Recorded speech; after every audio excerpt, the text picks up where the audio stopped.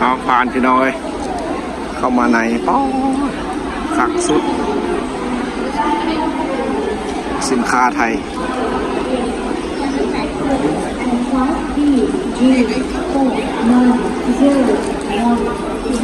เจอกันรัสเซียเด้อ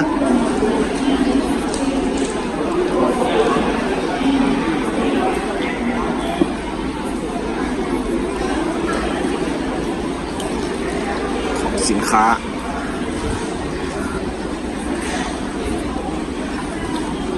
แบรนด์ไทยเหล้าไทยได้นี่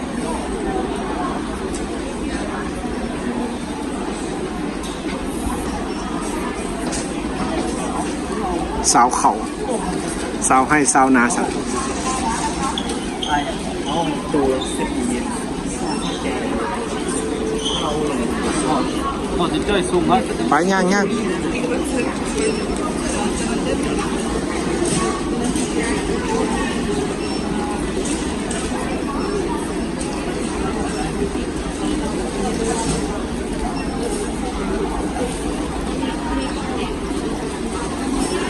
ซื้อเลือกหาสินค้าไทย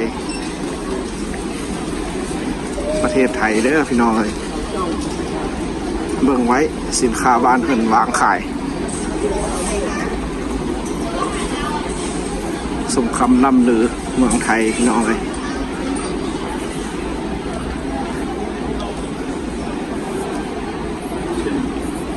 ผู้ใดยังบ่เคยได้มาแล้วมาพี่น้องการบริการก็ดีซอยเหลือเฮาอีกเฮาบ่ฮู้เพิ่นก็ซอย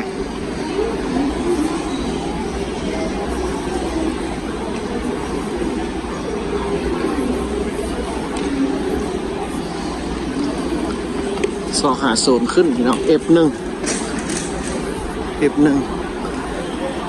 หา F16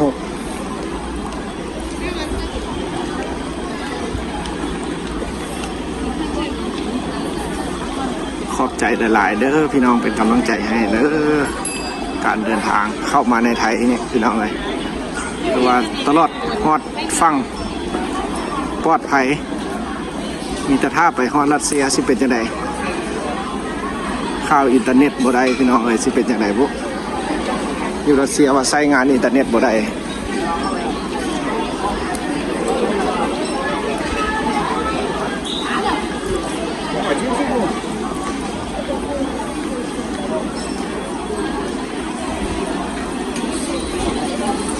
ไปใส่กระไปน้ำกัดนี่ได้น้องแห่กันไป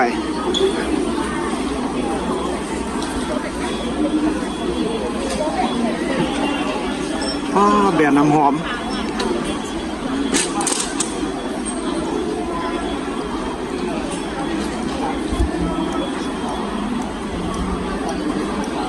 แบรนด์น้ำหอมเสื้อผ้าโอ้อยากรวยเด้พี่น้องเอ้ยสิซื้อเอาเบิดดิน้ำหอมฟุ้งดีขนาดอยากซื้อไปต้อนตลาดเนาะอยากรวยเด้สิสุกเอ้ยบ้านใดซอยเฮาสิรวยวะ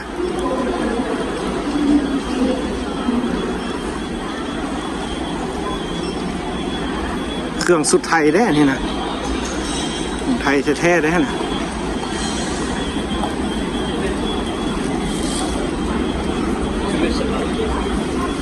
ทุกสิ่งทุกวางทุกสิ่งทุกอย่างที่วางอยู่ตรงนี้ล้วนจะเป็นราคาที่นักแทบไม่ได้เลยทีเดียวไม่อยากรวยอย่างเดียวมาแนวนี้นะไทยซื้อพี่น้องเอ้ยบ่มีเงินซื้อเพิ่นดอกไทยอัปเดตวิธีชีวิตของพวกเขากำลังเดินทางนี่พี่น้องเลยว่าจะให้เบิ่งความยิ่งใหญ่ของเมืองไทยห้างเข้ามาโซนเช็คอินเครื่องขายสินค้าอาหารการบริการคือว่าเป็นอันดับหนึ่งเลยพี่น้องเลยเมืองไทยนะจากซองน้อยๆพี่น้องบ้านนาภูเขาควยชีวิตต่างแดนได้บ้านี้บ่ได้อยู่ให้อยู่นาแล้วบ้านี้สิข้ามทงข้ามทิพย์แล้วพี่น้องเลยเดินทางไกลแล้วบ้านี้ต้นนี้เป็นต้นไทยเครื่องโดยเฉพาะประกอบที่ว่ามันต้องยุ่นเหรอเดF1เลยเห็นอะไรดิโซนอาหารการกินของสัญลักษณ์ประเทศไทยนะของ อยู่ของกินสินค้าการบริการแม่นอยู่นี่แหละประเทศที่เจริญก็เบิ้งอยู่นี่เลย ประเทศใดซีซ้ำใดก็เบิ้งอยู่นี่การขายเครื่องการบริการนี่เบิ้งแต่คนเข้าออกเลยนะพี่น้อง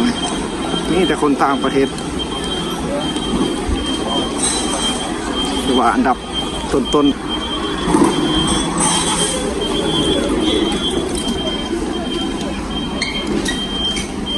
เข้าไปรัสเซียรัสเซียไทยให้เบิ้งพี่น้องสิเป็นจะได้เอกอยู่รัสเซียดิเอฟอย่างหันป้อบอลนี้ก็ได้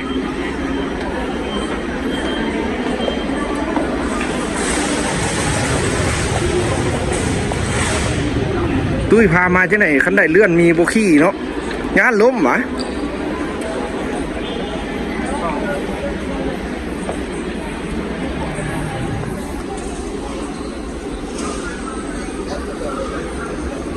สอหาเดเอฟหนึ่งคือละเห็ดละพี่น้องยืนนี่ละเดี๋ยวไปหามันดูฮะ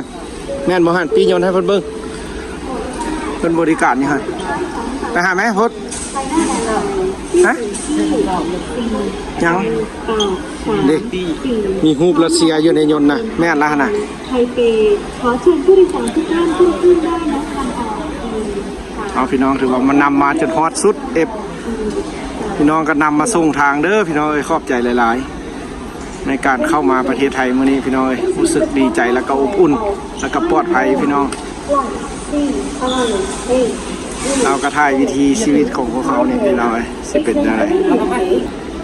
เนาะพี่น้องไปกินข้าวลิงกันอยู่รัสเซียบาดนี้กำลังสิลงเครื่องแล้วพี่น้องเอ้ยเจอกันเด้ออยู่รัสเซียพุ่นพี่น้องบรรยากาศหนาวๆอยู่พุ่นแหละมือสิเป็นยังไงยังบ้านไปฮอดรัสเซียจะเป็นวัดละคิดฮอดบ้านบ่อยากไปเด้12 โมงหรือว่า1 โมงแนวใดแท้อ๋อพี่น้องเบิ่งสิเป็นยนต์น้อยหรือยนต์ใหญ่พี่น้องพาไปเบิ่งว่าอยู่ใส่บุยนต์ก็ได้ก่อนตัวปกติก็ต้องเสียบอยู่หั่นคือบ่เห็นเอาไปพี่น้องเลยสิเป็นเครื่องน้อยหรือเครื่องใหญ่ทางใดก็ไปได้เหมือนนะคันใดนี่เพิ่นให้ลงมานี่หายนต์หมด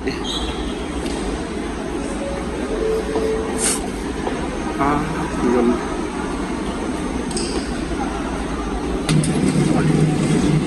เอาได้ที่นั่งละเจอกันพี่น้อง7 ชั่วโมงฮอตรัสเซียบางกอเดอร์สนามบินไทยบางกอกสุวรรณภูมิขอบใจพี่น้องเด้อที่ติดตามให้กำลังใจชีวิตการเดินทางพี่น้องเลยไว้ฮอดพุ่นราชิไทยบรรยากาศอยู่พุ่นให้เบิ่งเด้อบายบายหลาขนาดเนาะกินของดีขนาด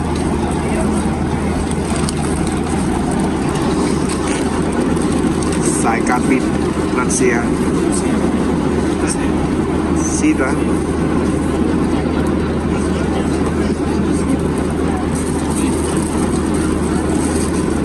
สายการบินรัสเซีย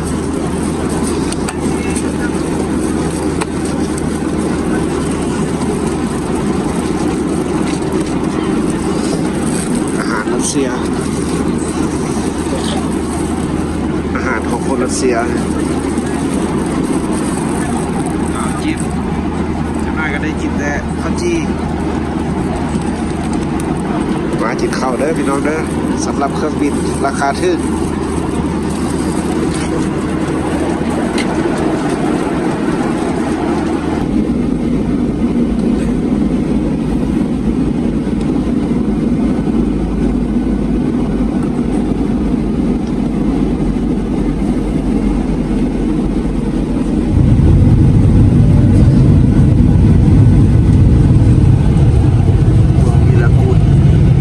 รัสเซียวิลาคูประเทศรัสเซีย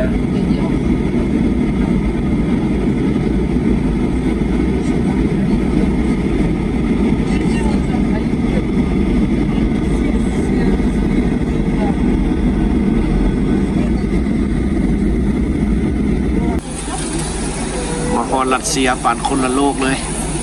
ผมหนาวบัดเฮาแล้วนุ่งเสื้อแขนสั้นลงรถละฮีแลนด์รถ คนละโลกพี่น้องเอ้ยหนาวแท้หนาวว่ะมาบ้านเพิ่นความเย็นจะเป็นอายท่าแท็กซี่พี่น้องท่าแท็กซี่ต่อไปรถไฟหาบอลเฮาอยู่หนาวหลายเอาได้รถแล้วพี่น้องขึ้นรถก่อน